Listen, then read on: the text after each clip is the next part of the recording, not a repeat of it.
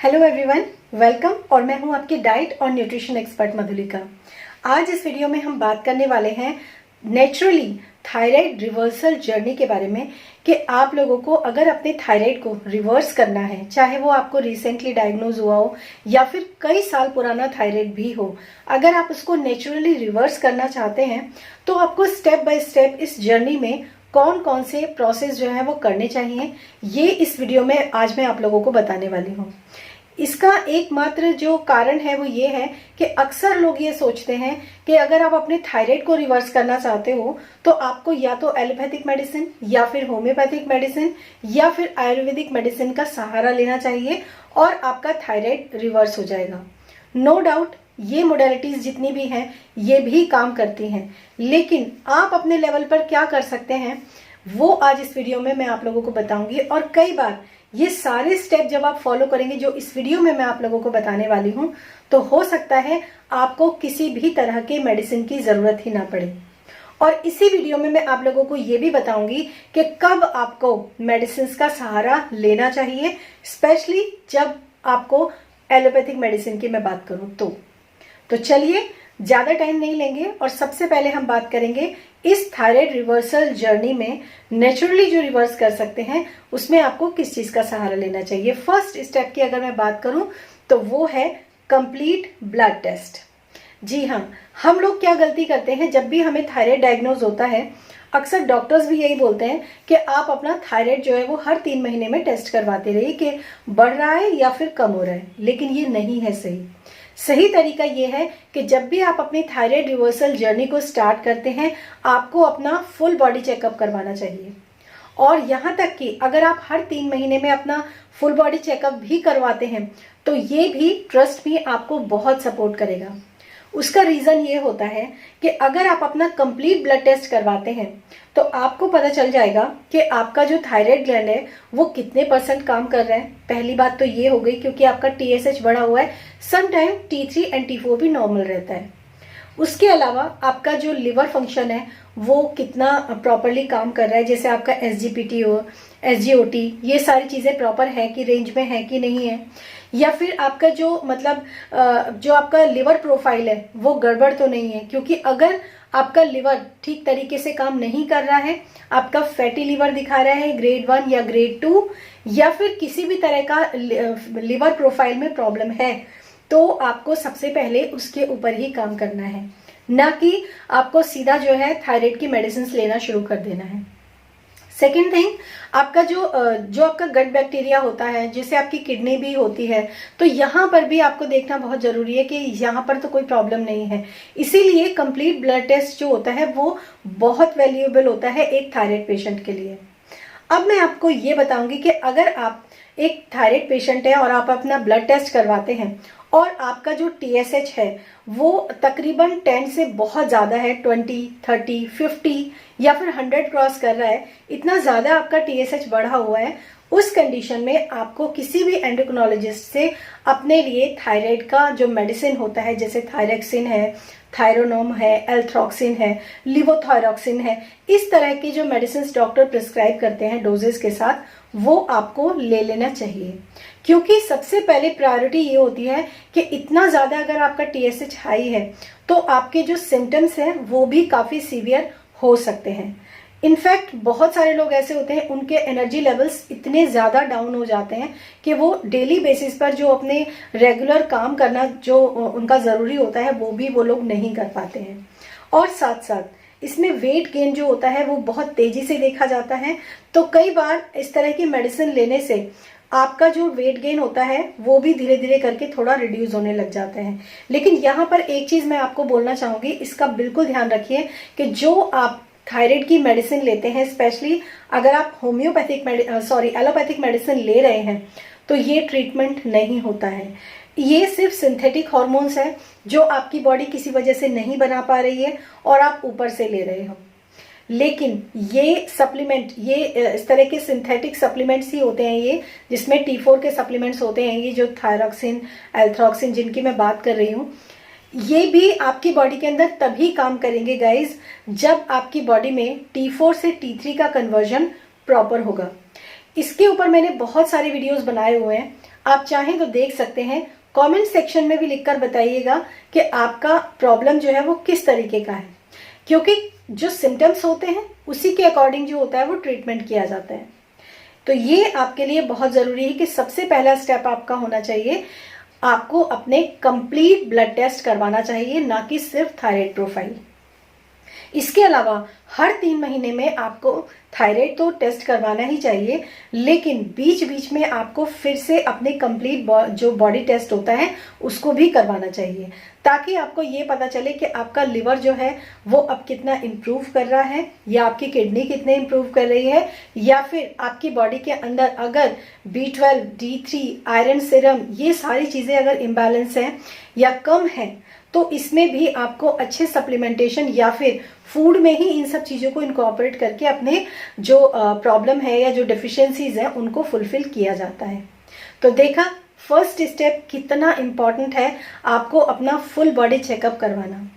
इसके बाद जो नेक्स्ट स्टेप आता है वो होता है आपका चूज योर फूड वाइजली। अब आपने ब्लड टेस्ट करवाया है तो आपको पता चल गया होगा कि मेरे अंदर आयरन प्रोफाइल जो है वो ठीक नहीं है, यानी कि मेरे अंदर आयरन कम है। तो अब हम आयरन रिच फूड जो होता है वो अपनी डाइट के अंदर इंक्लूड करेंगे। नेक्स्ट, अगर आपकी बॉडी के अंदर B12 की डेफिशिएंसी है तो हेल्दी फर्मेंटेड फूड जैसे कि अम्बली यानी कि फर्मेंटेड मिलेट्स, इसकी रेसिपीज आपको बतेरी यूट्यूब पर मिलेंगी, आप देख सकते हैं how to prepare fermented millets. तो इस तरह की चीज़ें जब हम अपनी डाइट के अंदर इनकॉर्पोरेट करते हैं तो हमारे जो ये ब्लड टेस्ट की रिपोर्ट्स में जो डेफिशिएंसीज देखी जाती हैं वो चीज़ें फुलफिल होंगी। नो डाउट जो पेशेंट्स मुझसे कंसल्ट करते हैं या पूरा प्रॉपर एनरोलमेंट लेते हैं उनके साथ भी मैं इसी तरीके से ट्रीटमेंट करती हूँ। नेक्स्ट, अगर आपकी बॉडी के अंदर विटामिन D3 की डेफिशिएंसी है,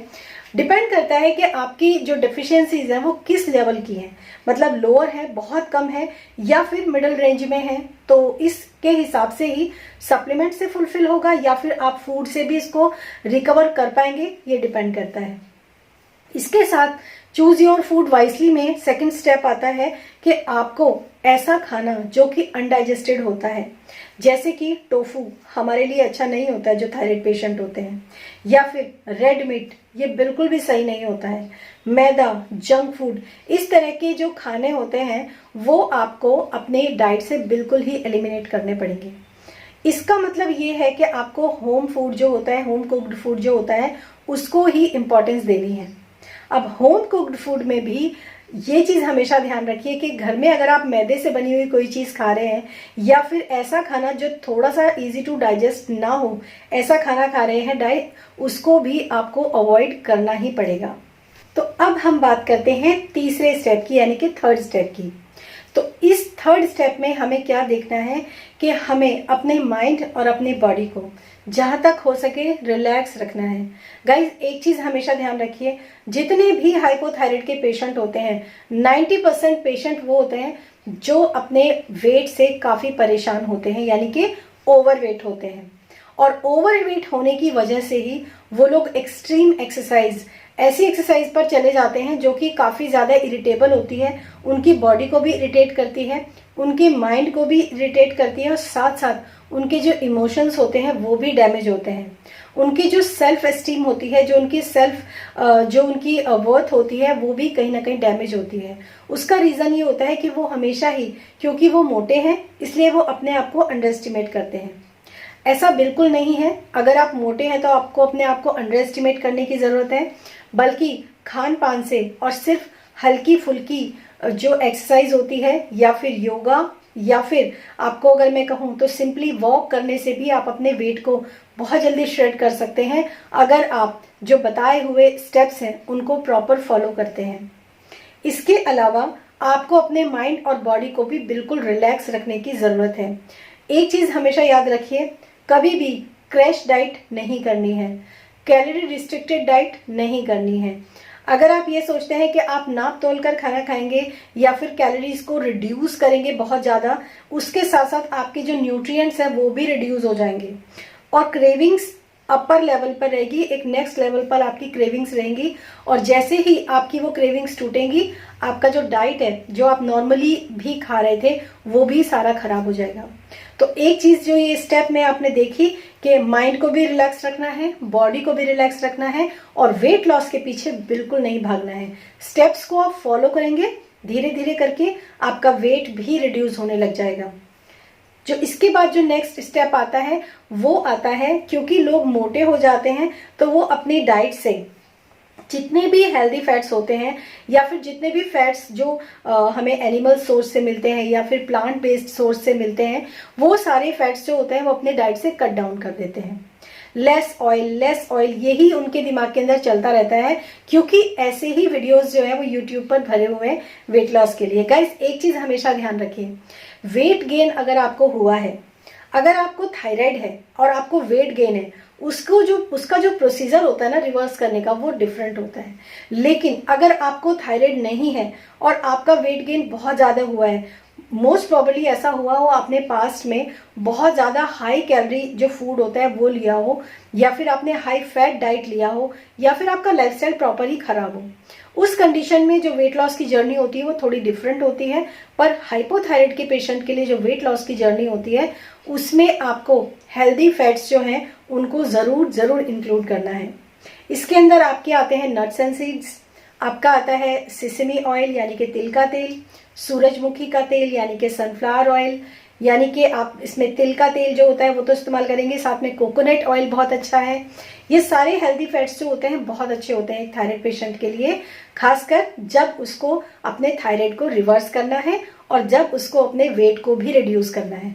क्योंकि हॉर्मोन्स जो होते हैं हमारी बॉडी के अंदर कम बन रहे हैं और हॉर्मोन्स का प्रोडक्शन जो होता है उसके साथ फैट सिंथेसाइज होता है। अगर आप फैट नहीं लेंगे तो आपके हॉर्मोन्स जो होते हैं वो भी नहीं बनेंगे। इनफैक्ट आपके जो इनएक्टिव हार्मोन है वो एक्टिव हार्मोन में कन्वर्ट नहीं होंगे और आपके सिम्टम्स भी बेटर नहीं होंगे।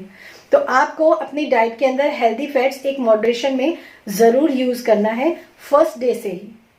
इसके बाद अगर आप में से बहुत सारे लोग हैं जिन्होंने अपना फुल बॉडी चेकअप करवाया है, जैसा कि मैंने आपको इस वीडियो में बताया है, तो अगर आप में से बहुत सारे लोग ऐसे जिनका लिपिड प्रोफाइल ठीक नहीं है, यानी कि उनका कोलेस्ट्रॉल बहुत ज़्यादा बढ़ा हुआ है, तो या फिर उनके ट्राइग्लिसराइड्स बहुत ज़्यादा बढ़े हुए हैं, या फिर अगर मैं बात करूं उनका LDL जो है और VLDL ये सारा चीज़ें गड़बड़ है, HDL डेफिनेटली डाउन होगा, जो हेल्दी फैट्स होते हैं वो डाउन होंगे आपके। तो उस कंडीशन में कोशिश कीजिए जो भी फैट आप यूज करते हैं वो प्लांट बेस्ड होना चाहिए, ना कि आपका एनिमल बेस्ड, जैसे कि देसी घी। तो एनिमल से आया हुआ जो फैट होता है वो आपके लिए ठीक नहीं है अगर आपका कोलेस्ट्रॉल बहुत ज्यादा बढ़ा हुआ है तो। और इस कंडीशन में फैट भी आपको जो है एक मॉडरेशन में ही लेना है। बहुत ज्यादा फैट का जो कंजप्शन होता है उसके साथ जो है आपको थोड़ी परेशानी आ सकती है। तो ये कुछ स्टेप्स हैं जो मैंने आप लोगों को बताए। नेचुरली अपने थायराइड को रिवर्स करने के लिए आपको कौन कौन से स्टेप्स फॉलो करने चाहिए। आई होप ये वीडियो आप लोगों के लिए यूजफुल रहा होगा, आई ओपनिंग रहा होगा,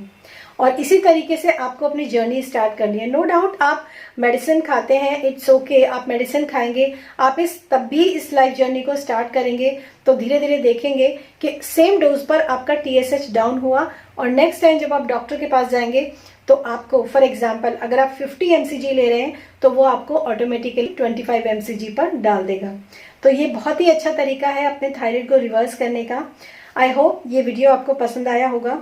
अगर आप मुझसे कंसल्टेशन लेना चाहते हैं अपनी ब्लड टेस्ट रिपोर्ट के साथ, अगर आप एनरोलमेंट लेना चाहते हैं वीकली डाइट प्लान्स के साथ, तो आपको डिटेल जो है वो डिस्क्रिप्शन बॉक्स में मिल जाएगा। फिर मिलूंगी मैं आपको नेक्स्ट अच्छे से इंफॉर्मेटिव वीडियो के साथ। Till then stay happy, stay blessed, bye bye.